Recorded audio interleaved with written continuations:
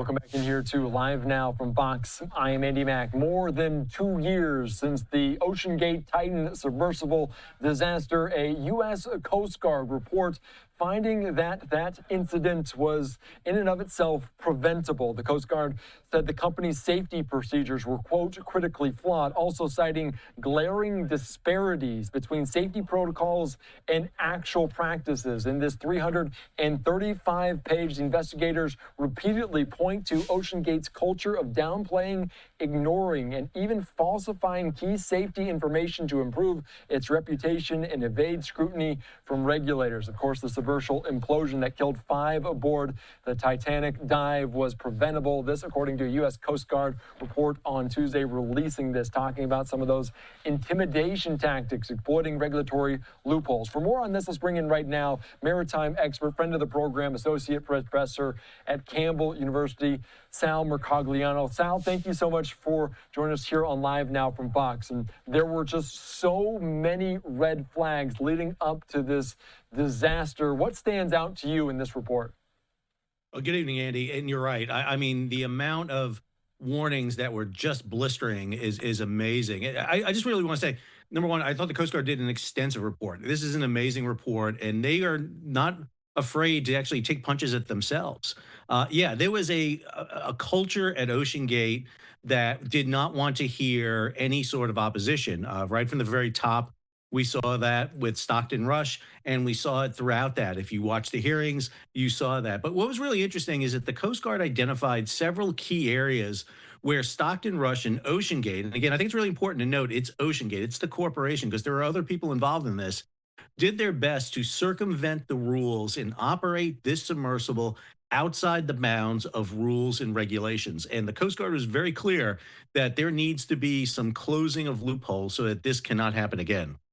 Yeah, and of course, that is kind of the question I wanted to ask, because they say this is preventable, but there has to be authorities in place to regulate sort of thing. And it feels like the U.S. Coast Guard is the organization or an agency that could be a part of that. Is it fall somewhat on them to look into this, that they did allow this somewhat to fall through those loopholes? I think it is. And, I was very critical of the Coast Guard at the time, especially during the hearing, because it didn't seem to be really taking much blame. They were really doing what I thought was a very thorough investigation, as this report shows. They're very clear that one of the things that has to be done is that since this craft was built in the United States and OceanGate was a U.S. corporation, there should have been some oversight by the U.S. Coast Guard. There needed to be documentation. There needed to be a classification society.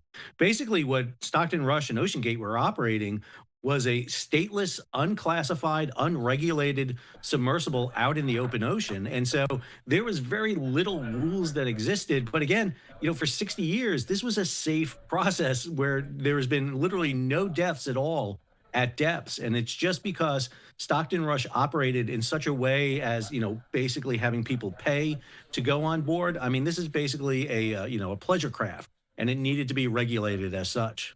And they said if Stockton Rush was still around, that he could be potentially criminally charged, saying there was exhibited negligence that contributed to the death of those 4 other people, obviously the 5 in total that lost their lives during this disaster. There were other components of this, talking about the hull and the damage of that. How important was that in terms of this report?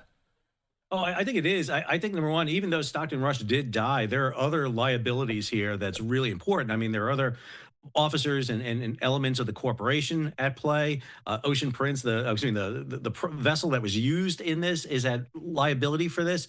So I don't think everybody got away. Just because Stockton Rush died on board the vessel with 4 passengers doesn't mean that there's not going to be potentially civil suits about this. I think the Coast Guard is really targeting how to deal with this going forward. They targeted, for example, talking with the IMO, the International Maritime Organization, to start regulating submersibles, to ensure that any craft that is built in the United States has a document of inspection, so at least they can track that vessel and know where it is. Again, very critical of themselves here in this report, the Coast Guard. Yeah, and of course, talking about the hull, that they did have damage years prior to this incident actually happening. And the hull was specifically made out of carbon fiber, and that was a component that made it unique in and of itself compared to other submersibles out there. Did that set that back at all? And do you think there will be future kind of looking into investigations into it by the Coast Guard about the materials in which submersibles are made. Yeah, I think the use of the carbon fiber obviously got a lot of people's attentions. The idea that you're not using titanium and steel in this. However, I don't know if it really precludes it from being used, maybe not at that depth, but definitely with more protection, more inspection, more elements to do it. Let's not forget, we went to the moon in a craft that you can basically put your foot through the side on the lunar module. So, I mean, we've operated in areas where we've had crafts in environments where, they're right on the margin here. But again, that was also space exploration. It was also being done with everybody knowing the risks. Here, we're not clear that the passengers knew the risks. So I think we're going to see new technologies develop. I think Stockton Rush actually took himself in the forefront here for maybe pushing us into new technologies, but there has to be regulation and protection for those who embark on those craft. Yeah, pushing the boundary. If you kind of put yourself at risk, that is one thing, but putting other people there is another thing. And of course, some of the people on the craft, on the Titan submersible, were labeled as mission specialists to get around some of those regulations. Do you think that will change in the near future? I think it will. I mean, anytime you're paying for it on board, you're a passenger. Yeah. And, if I take somebody out in a boat to go fishing and they're paying for it, I have to have a Coast Guard license. Now, if I take them out on my own private boat and I'm not paying, that's something different. But this was definitely a craft that was for charter and for hire. But again, let's not forget, the Titan was operating out in international waters, an unclassed, unregulated, unstateless craft. So, I mean, Stockton Rush, and it's actually well documented in the Coast Guard report. He went shopping around looking for places where he can avoid regulations, where he can avoid oversight.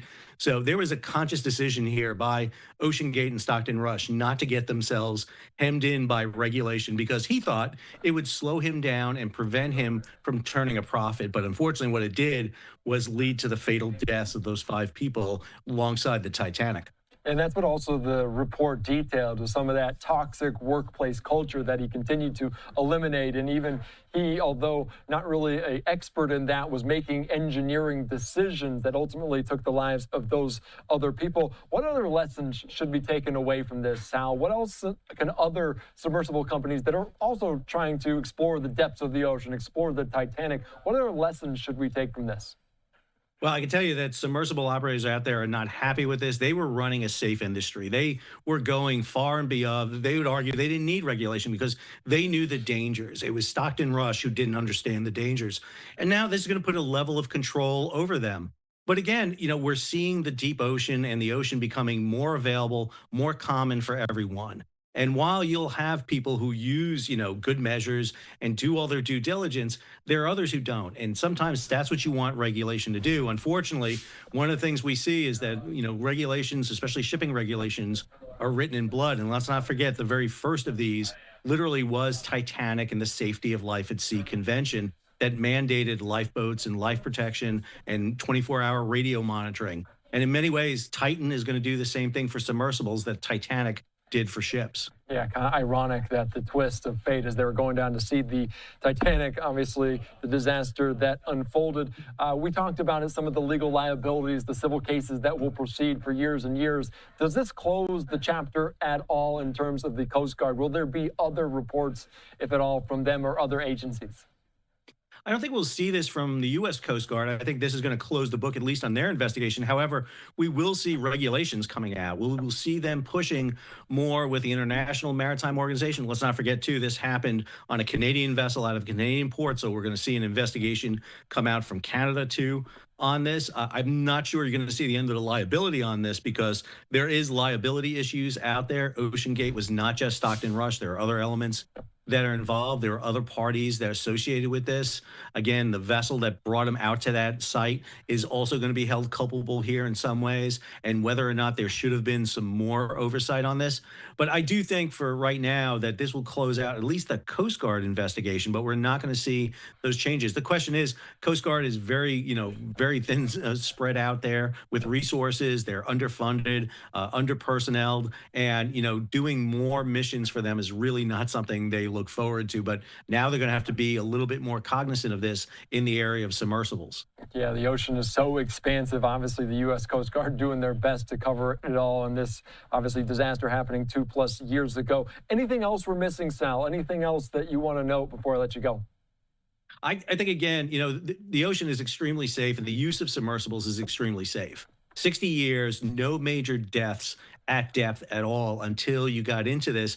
And again, I don't want to fault the technology. The technology is, we're going to push the limits here of using new technologies at sea, but they have to be properly tested. And I think what you get very clear in this report was that there was not proper testing. And more importantly, there wasn't a second set of eyes, either a regulatory agency, a classification society that was just making sure that, someone like Stockton Rush or somebody else could push somebody into a dangerous scenario. And, sometimes we get very kind of tunnel vision. We don't see the dangers out there. And I don't think Stockton Rush had a death wish going down at depth. I think he thought he was coming back up at the end of that dive. But unfortunately, sometimes we just don't see that problem that's right in front of us, no matter how many warning signs were going off. Yeah, he did not see it or did not care to even look potentially in the vicinity because there were just so many red flags. Whistleblowers were out there calling into question some of the practices at OceanGate years in advance of this tragedy. Sal, thank you so much. I appreciate your time here, as always, on LiveNOW. Andy, thank you for having me. All right, thank you so much. All right, great conversation there, as always, as this closes, at least in part, this saga, the submersible implosion that killed 5 aboard the Titanic dive was, quote, preventable. This according to the U.S. Coast Guard, as the investigation releasing that 300-page report repeatedly point to the culture of downplaying, ignoring, even falsifying key safety information to improve its reputation and evade scrutiny from regulators. The Marine Board concluded that Stockton Rush, the OceanGate CEO, exhibited negligence that contributed to the deaths of 4 people. If Rush had survived, the case would have been handed off to the Department of Justice and may have been subject to criminal charges, this according to the board.